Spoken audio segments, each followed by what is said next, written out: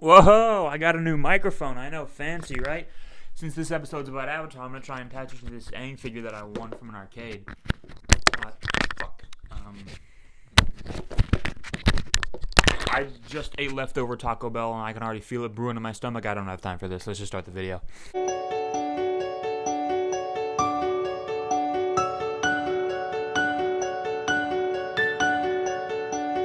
Heyo! Welcome back. I'm filming this on the 20th anniversary of Avatar The Last Airbender, coming out for the first time on Nickelodeon, and Avatar is something that means a lot to me, as you can tell by mainly that poster up there. There's some smaller stuff over there that hopefully you can see. But on the day before the anniversary, yesterday, the day I'm filming that is, came out a piece of news that is probably the biggest news that has hit the Avatar community in a long time. If you follow the show at all, or if you follow animation at all, you've probably heard of it by now. And I wanted to talk about it because they released a lot of details, and I have some thoughts, to say the least.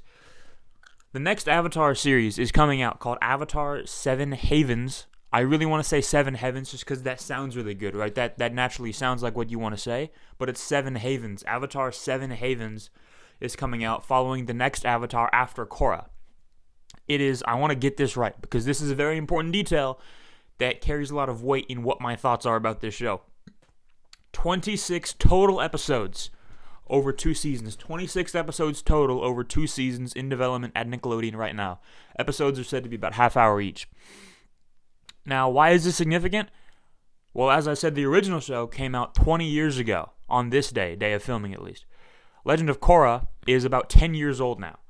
So we're getting a third installment to this franchise quite a long time after anything else. Yes, I know there have been comics, especially some comics recently. I have a lot of the comics. They're great. But this is a new major inclusion. This is the next Avatar, right? This is what the show is named after, what the universe is built around. We're getting the story of the next one now. And before we get into details, I want to say that all of the details I'm about to say, and more, got leaked back in December. So this announcement wasn't necessarily a surprise, at least the content of it wasn't, because a lot of this stuff was on Twitter like 3 months ago, and a lot of people didn't like it, including myself. Anyway, Avatar 7 Heavens is going to follow the next Avatar, an earthbending girl, one of 2 twin girls, in a world in which the Avatar is seen as a destroyer, not as a unifier, not as a defender, as a destroyer.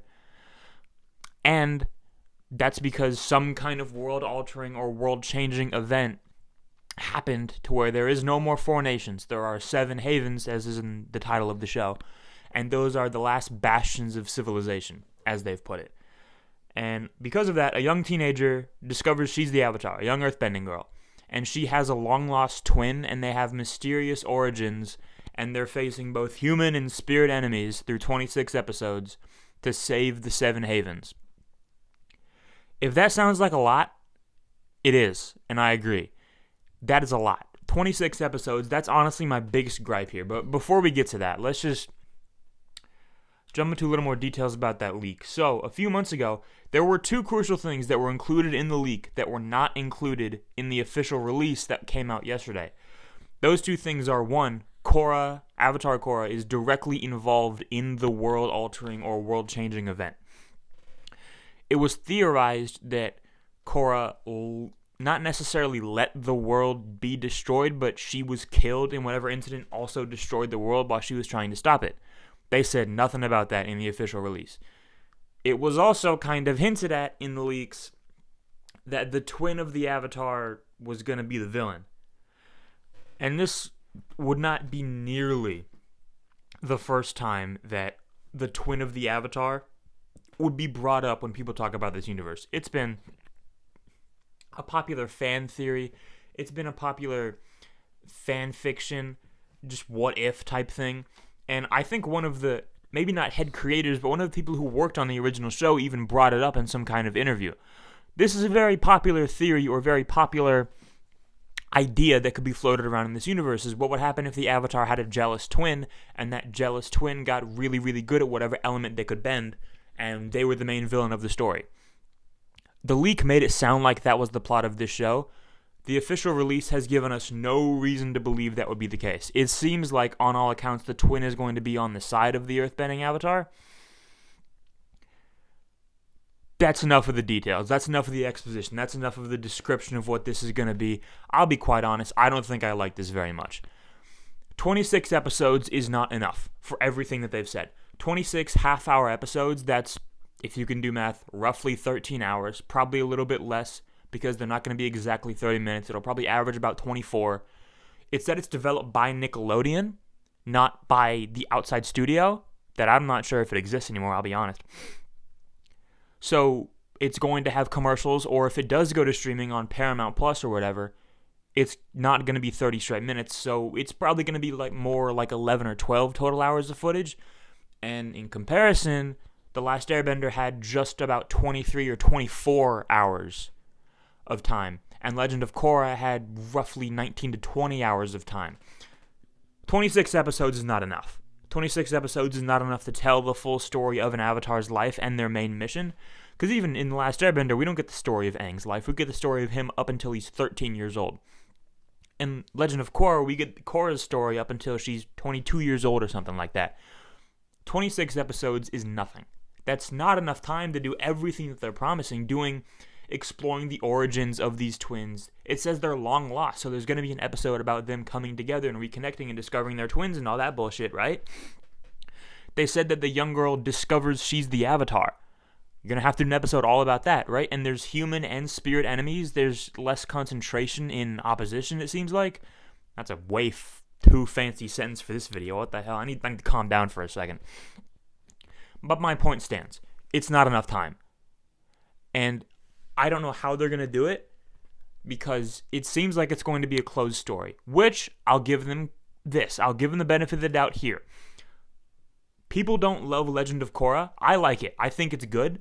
People don't love it nearly as much as the original, and I don't think it's as good as the original either. This show, the original show, is very important to me. I didn't watch until I was 18 years old, but to this day, I think it's the best animated show I've ever seen in my life. I think it's not just my favorite, I think it's the GOAT, and I think it's hard to argue. The show means a lot to me.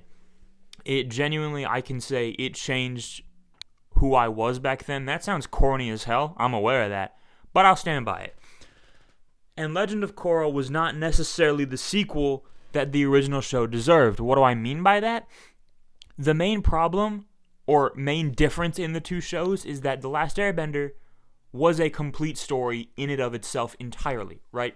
You knew from episode 1 what the goal was. If you only watched the first 2 episodes of The Last Airbender, you would be able to guess what the finale is. You'd be able to guess, oh, well, he's probably going to fight the Fire Lord by the end, right?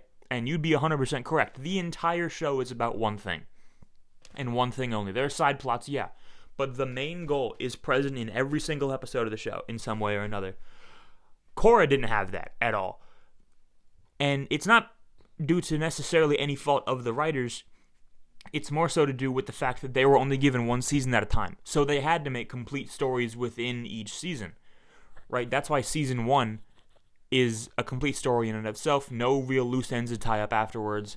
And to be honest, that's why the end of Legend of Korra season 1 kind of isn't that good, in my opinion. It kind of sucks. The last 5 minutes, 10 minutes of that first season are very rushed and honestly end up not very good. That's for another time, though. This is about the future of this franchise.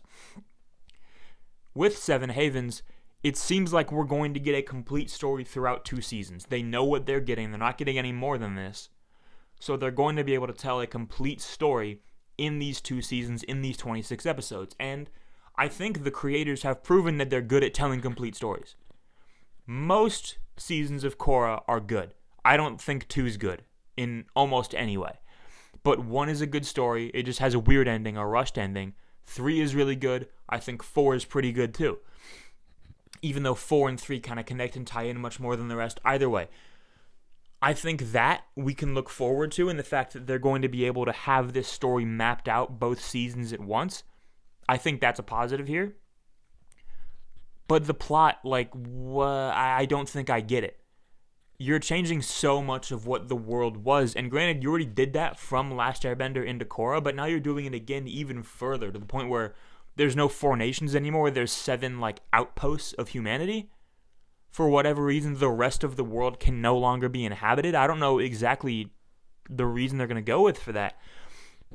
But that's just such a drastic change, and you run the risk it might take away a little bit of the charm that the first couple shows had of like, there are very distinct portions of this world, you know what they are. And I know what you're thinking, well, there are still very distinct portions of this world, there's just 7 of them and not 4, and they're based on different things now. Yeah, you're right, but you also have to establish that just plays into my time argument. You have to establish what these 7 places are. Do you have enough time to do all of what I said earlier and establish the full new world that you're showing? Not to mention the fact that you're going to have to explain what the hell happened, right? That's at least one episode unto itself of the backstory of how we got here. And how we got here is a very important thing, I think, also. Clearly, this is going to be Korra's fault somehow. If the Avatar is viewed as the destroyer by both humans and spirits, then Korra did something. Either she destroyed the world, or she died trying to stop it and everyone thinks she let it happen. That's another big thing you're going to have to reckon with in this show. That's massive. Like, you're taking the mantle of the Avatar. My friend made a really good point about this when I was talking to him last night. You're taking the mantle of the Avatar, which has always represented one thing. It's been hope, it's been unity, it's been that one feeling. You're changing it drastically in the span of an event that we might not even see on screen all the way. Which, that just is right down the lane of like off-screen exposition bullshit that you're going to have like some old man or old woman explain to this Avatar what happened. Or we're going to have like a weird flashback where we see middle-aged Korra die to a massive spirit monster that's trying to eat the world. Like, you're just going back on, you're just changing the lore of this universe so much. And this show means a lot to me, so forgive me if I gatekeep the lore that comes into this universe. But it's a hard line to walk, the thing that they're setting up here. And yeah, I know there were a lot of changes between Last Airbender and Legend of Korra. And I'll be honest with you, most of them weren't that good. I like Legend of Korra because I feel like I can treat it with the same energy that you treat like a what-if show. Like a what if all this cool shit could happen. It's a very rule of cool show. I talked about rule of cool in my last video. I'm glad that's coming back now. Think about the differences between Last Airbender and Legend of Korra. In Last Airbender, it was established bloodbenders are, for one, very rare. Not everybody can do it. Barely anyone can. And it can only happen on one specific night a month. Only on the night of a full moon. So you have roughly a 10-hour period where anyone can bloodbend. And it's really only like 3 people on Earth. In Legend of Korra, there's a guy who can just do it all the time. And then he teaches his kids to just do it all the time. Now, if you watched Avatar The Last Airbender and someone came up to you and said, well, I know it doesn't make sense, but what if there was someone who could do that? You would think, yeah, that's weird, but that'd be pretty cool. And that was the main villain of Season 1. Same question. Yeah, I know it doesn't make sense for anybody but the Avatar to be able to take away someone's bending, but what if there was? That'd be cool, and that's the Bloodbender guy. Same thing in Season 2. What if there wasn't only one Avatar spirit, there was an evil Avatar spirit? And instead of making someone into the evil Avatar, it just kind of made them really strong at their element and made them like super evil. That one doesn't sound that cool, but they did it anyway. That's why Season 2 kind of sucks. But Season 3, a very core part of Last Airbender is that Aang is, by the title, the Last Airbender. And I know I'm rambling, I don't care. Aang is the last Airbender, the last of an entire people. So if he fails in his mission and he dies, not only is the Avatar dead when the Fire Nation is about to take over the world, but the Airbenders are extinct forever. An entire people is gone. Like genocide complete. Well, what if someone snapped their fingers and a shit ton of people could randomly airbend, but that led to a cool villain who could do some real evil airbending shit? You'd think, yeah, that kind of undermines a lot of what the first show's about, but it sounds kind of cool, and Season 3 is awesome. And same thing in Season 4 even, like, the strongest earthbenders in the world in Last Airbender couldn't move multiple tanks at a time, let alone metal bending could do that, right? But what if there was like a dictator villain who could metal bend so well she could move a whole train or move multiple tanks or move a ginormous mech all by herself? That'd be pretty fucking cool, right? And yeah, it is, but it's just like, it's such a big change that you don't even explain. And because they did that between Last Airbender and Legend of Korra, it makes me think they're not going to hold back from doing that in Seven Havens. I almost fucking said Seven Heavens again, dude. Oh my god. But yeah, it's hard. How do I put this? I know these guys invented this universe and it is theirs, but with the changes they made and the liberties they took going into Legend of Korra, it is hard to imagine they don't do the same thing again. And how much more can you really do that? Because if you do that again and it's not as cool as Amon is or as Zahir is in Legend of Korra, then it's just going to suck. Not only is it not going to be cool, but you're breaking a shit ton of rules that you wrote yourself before. And I know, like, it's their creation, they have the right to do that. That doesn't make it not bad, right? And I know I'm being too pessimistic about this. A lot of Avatar fans have expressed hope that this could be really good. A lot of them have shown reservations as well of, okay, well, there's a big part of the show Legend of Korra where Korra gets called, like, the worst Avatar ever. That entire show is kind of about, we don't need the Avatar anymore. You can just die and we don't care.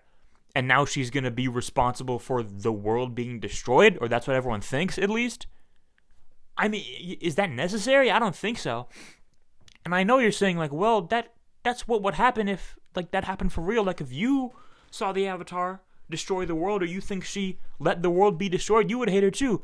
Like, yeah, but you don't have to write that. You don't have to make that happen in the first place. It's your decision. Like, it didn't already fucking happen, and you just have to write the conclusion of it. It's your decision to start with. And it's just moving on generations again. The transition between Last Airbender and Legend of Korra wasn't clean. That's my point here. And so trusting this transition to be clean is a little bit of a stretch, in my opinion. And again, with the time, I cannot get over the fact that I don't think 26 episodes is enough to do this right. Think about all the side characters that made The Last Airbender so great. I know Zuko's not really a side character, but he's not Aang, he's not Katara, he's not Sokka. He's not even Toph until the last half of Season 3, or most of Season 3, and that one episode in Season 2. But think about that one episode in Season 2. Zuko alone is, by many people's accounts, the best episode in the entire series, and that's saying something. And I don't necessarily disagree, it's an amazing episode. You're not going to have that in Seven Havens. You don't have time for it. You have time to do little side character stuff here and there, but think about how many episodes of The Last Airbender focused on Toph and her backstory, focused on Zuko. Think about the beach in Season 3. How much development do you get from Azula, Mai, and Ty Lee, and Zuko too in that one episode? You don't get stuff like that when you only have 26 in a whole series. This would be a very different conversation if it was 26 episodes per season. For 2 seasons, not 26 over 2. I read that line everywhere I could, over and over, to make sure I was right about that. Because 26 total just seems a little short to me when you're trying to tell the entire story of a new Avatar coming into her own and facing her first set of challenges. I mean, would you be satisfied with Korra's story after Season 1? Yeah, maybe, but that's already, I think, half of what we're getting with Seven Havens, and that was inconclusive with itself. That was as rushed as it was on its own. Granted, Season 1 of Korra wasted a lot of time on other stupid bullshit, right? The love triangle, dog shit. That's honestly it. I hate episode 5 of that show so much. It's ridiculous. Let's not spend any more time on that. But my point is that you're not going to get as much development of the characters who aren't the Avatar and the Avatar's twin, I don't think. Because you're just not going to have the time to do that. Granted, they don't have to spend time on the past as much because you don't have connection to the past Avatars anymore, right? The only option she has is Korra, which, if everybody, assumingly also the Avatar before she knew she was the Avatar, thinks Korra destroyed the world, how willing is this new Avatar going to be to talk to Korra and get advice from her? I'm interested in that. I think that's a cool little thing. I think that could be a really cool interaction between them. But that's all, right? It just seems like it's going to be so separate. And it's kind of hard not to be. You're going on, what, Korra was probably 70-ish years from The Last Airbender. We're going to be at least 30 years away from Korra. The world's going to advance even more. The 4 nations are gone. The only Avatar that will be able to appear for this Avatar to give her help is Korra, right? No Aang, no Kyoshi, no Roku, no Kuruk, nothing. No, none of them. All of the original cast is dead. I imagine most of the cast from Legend of Korra is also dead, unless Korra died when she was like 30 and somehow the rest of them survived.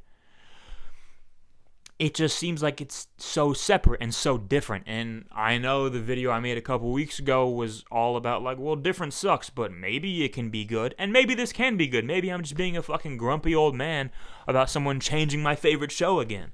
That's probably what I am being, but I can't help but shake this feeling that not only are we getting something so different from what made the original show great and what made the great parts of Korra great, we're not giving it enough time to be great by itself. I hope I'm wrong. I would love for this universe to produce another good to great show.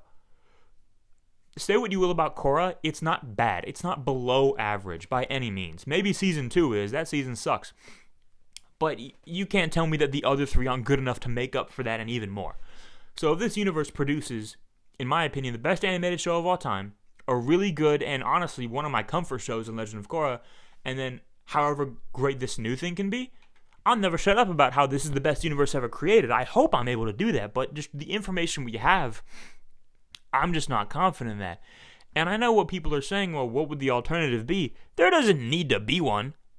They don't have to do this, right? Like, this was the choice to do this in the first place. It's not like they had a contract to make the third Avatar show about the next Avatar. They were already making movies about Aang, which, that's another thing that came out, I think, last night, but I saw it this morning, is that, in case you didn't know, there's a movie, I think, titled Aang the Last Airbender coming out, or currently in production. It was scheduled to come out, I think, in October of this year. It got pushed back to January of next year, 2026. But now there are headlines coming out saying that it is in production hell. I talked about production hell in the Captain America review I made a couple days ago. And production hell is a lot easier to get through in a live-action movie than an animated one. Because in a live-action movie, yes, you have to work around actors' schedules, and that is hard. But once you get them on set, it's a day or two for reshooting different scenes, and you can edit it all, and they can do it else after that.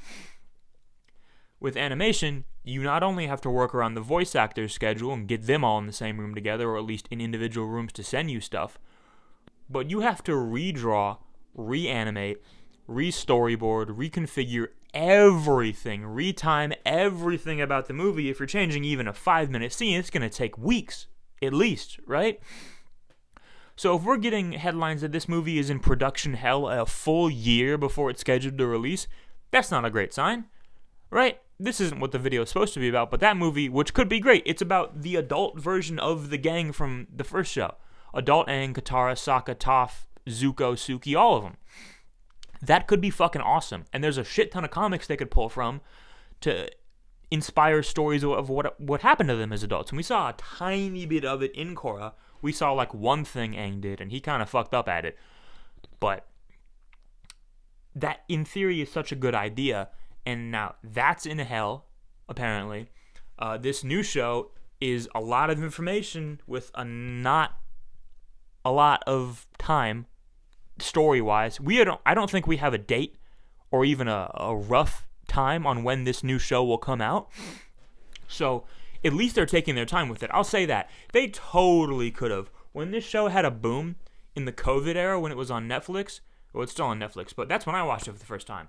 Over COVID summer, 2020 summer. They totally could have just been like, holy shit, there's so many people watching our stuff in the summer of 2020 for some reason. Let's slap together the shittiest new Avatar show we can and throw it out there while our stuff is hot. They totally could have done that. And I respect them for not doing it. They used that revitalization to found their Avatar Studios, which didn't last very long, or is on its last legs already without producing anything. And now they're kickstarting this new show about the new Avatar, these movies, multiple apparently, that they're coming out with. But at the same time, it's been 5 years since that fandom revitalization, right? 5 years is a long, long time. And there's going to be hype around this show. Don't get me wrong. 5 years is a lot, but not enough to kill the hype for what this can be. But it has to be really fucking good. You're following up. Like, yeah, Korra wasn't nothing incredible. But you're following up one of the most well-received animated shows of all time. Again, and you already didn't do an awesome job the first time. I like Legend of Korra, but the production of that show is a fucking mess. I brought it up earlier, but the fact that it is 4 very separate seasons, outside of the connections between the end of 3 and the beginning of 4 very separate stories. They kind of try to tie it in together, but it's all after the fact, right? We don't know shit about her uncle being in the Red Lotus until we already know about the Red Lotus, right? Shit like that. That wasn't supposed to be the case. They were initially given a contract for 1 season of a new show about the next Avatar, right? So they made Korra, and their mindset was always, well, if we get a season 2, we're going to make it about the next Avatar after Korra. We're going to make these mini-series about the Avatars who follow Aang. And when they were given a season 2 after season 1 of Korra, the studio told them, no, you make a season 2 of Korra. She has to stay. This is what you're doing now. So then they made season 2, and then season 2 was bad, but kind of well received, mainly because of the Avatar Wan stuff. But the second that I think it was the finale, it might have been the episode before the finale of season 2, where Korra loses her connection to the past Avatars, people checked out. Season 2 still had good ratings, but people didn't like the ending. So they were given season 3 and a tentative season 4. They were given basically a 1, probably 2, unless season 3 is disastrous, then you're not getting 4. They made season 3. It was great. It didn't get the ratings. People didn't watch it because they were so fed up with the ending of season 2. So they were somehow still given season 4. And Nickelodeon decided we're going to release season 4 almost entirely online. And back then that means on the Nick.com website where you can view it in a mini player only. And then obviously no one fucking watched season 4. And that's why the budget of season 4, fun fact, went down so much. That's why they cut Korra's hair. Not for any storyline purposes. They just couldn't afford to have her little braids or her mini ponytails flinging around every time she moved. It was too expensive. So they had her give that lesbian-ass bob cut. And they made Asami's hair shorter, and they made everyone else move blockier because of that. And then they weren't allowed to make Korra and Asami kiss. That has nothing to do with the video, but they weren't allowed to do it. They wanted to, and a lot of people think they did. Even I thought they did, until I rewatched it and I was like, oh no, they don't kiss. They just hold hands, and then the show ends. Huh. Anyway, I'm excited that this franchise is continuing, but cautiously so. I don't love the new information. And because it's so different, what's scaring me most about that is how connected the avatars are supposed to be to each other. Granted, you don't have to do that as much because they don't have the past lives anymore, so you have a way around that, but a big thing in the Avatar lore is that the first achievement of an Avatar is fixing the problems that the Avatar before them created, right? Kuruk, let's start with Kuruk. Kuruk focused entirely on one area, and so did who came before him, Yang Chen. Yang Chen focused on one area, Kuruk had to focus on the other. One of them focused on the physical world, one of them focused on the spirit world. Kuruk also was very laid back. He also did a lot of stuff for himself more than the world while he was trying to rebalance everything, and because he spent so much time in the spirit world, he died super early before his job was done. Kyoshi came in, and because everything was so chaotic, an Avatar just died young while not being super committed. Kyoshi decided, I'm going to take control of everything that I can and also be 100-something years old. Right, but because Kyoshi was so strict with everything, trying to put things in order, she was very divisive. She literally created an island because that one guy, Chen, I think, was a fucking asshole, dictator, conqueror guy. So she sent him off on an island and then killed people, a lot of people presumably.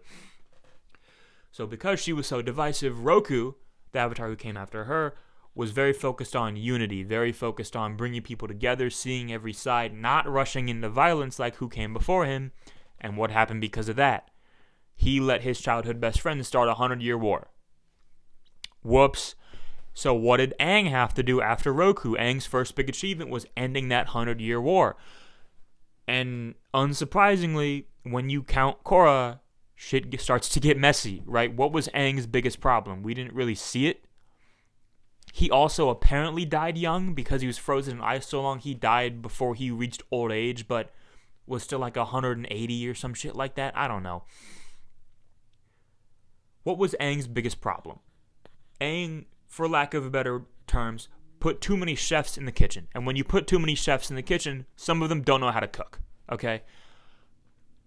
Aang tried to get everybody involved. Spirit world, human world, he tried to get everyone involved to try and repair the world from the literal century of damage that had been done by the war that came before him. And because of that, he let so many people in, let their opinions have their say, and let progress go almost unchecked. And also, he was gone for 100 years. That was his biggest thing. It was a trick question before. It's okay. So what does Korra have to do when she comes back? She has to not only deal with all of the unchecked progress that was made while Aang was alive, but also remind people that the Avatar is important. Aang was gone for 100 years, and the world barely, but it didn't end. The world didn't end. It almost did, but it didn't. So, naturally, the opinion of the public after that was, well, if the generation of my ancestors survived without an Avatar, why can't I? That's what a lot of Korra is, right? Season 1 is the equalist stuff. We don't need Avatar. We don't even need benders. We survive without the Avatar. These people are oppressors by nature. Korra had to deal with all of that division and show people why the Avatar is important. She also had to deal with the spirit world a lot more than Aang did. But what is Korra's biggest mistake? Well, by the billing of this next show, probably destroying the world. So, a little more on the nose there than the rest of them. And assumingly, the new Avatar has to fix the world. It has to save the Seven Havens. We know that. But again, it just doesn't feel as connected. I think that's my main point, is all of this just doesn't feel very connected. And when you're talking about a show that is explicitly about reincarnation and new generations of people doing the same thing and being connected to their past and to their ancestors and to those who came before them, that's a problem. That's not just a plot device that the show uses. That's a major theme of this show, is reckoning with what came before you and how you can not only be at that level, but be better, right? Every Avatar is supposed to be stronger than the last. Again, we don't know if that's the case because Korra disconnected all the past lives, but she was also still ridiculously strong after she did that. But that's also because the writers were doing the rule of cool thing, right? All of her villains had to be OP level fucking bullshit cheesers. So obviously they had to make Korra a fucking powerhouse, insane juggernaut to do anything. So is this new Avatar going to be stronger than Korra? How are you going to do that? And it's a lot. And it is their job as writers to fix all of these problems that I'm saying. But I'm saying they're writing themselves into a lot of problems that need fixing. And you don't have the connectedness of the past shows now to save you when you're in a rut. You could so easily, if you write yourself into a corner, look what they did in Legend of Korra. Korra lost her bending. Everything except airbending. She can no longer bend. Well, fuck, how do we fix that? Make Aang show up and give her all her bending back. You can't do that shit anymore because you're so disconnected from the past and your past shows that you don't have that leeway, that leverage to be like, well, fuck it. Make Aang show up and fix everything. Or make Korra show up and fix everything. Everybody hates Korra, apparently, in this new show. Presumably. So that can't work. Well, how about you just send them to the Fire Kingdom so they can learn firebending? There's no more Fire Nation. There's no more Earth Kingdom. There's no more Water Tribes. There's definitely no Air Nomads. There's probably Air Nomads, just not like the temples, right? I don't know. That's probably where this video is going to come to a close. I love talking about this franchise so much. I am excited. I am going to watch this show despite how much of a grumpy little curmudgeon I seem like. But it's going to be interesting. It's going to be very interesting. Happy 20th anniversary to Avatar. Happy Avatar Day. I hope I get this out by tonight. But I'm more than happy to talk about this show in all facets in the future. I love it. It means a lot to me. I hope they do it right. Yeah, that's going to be it. Leave a like down below. Leave a comment. And see you guys next time. Thank you.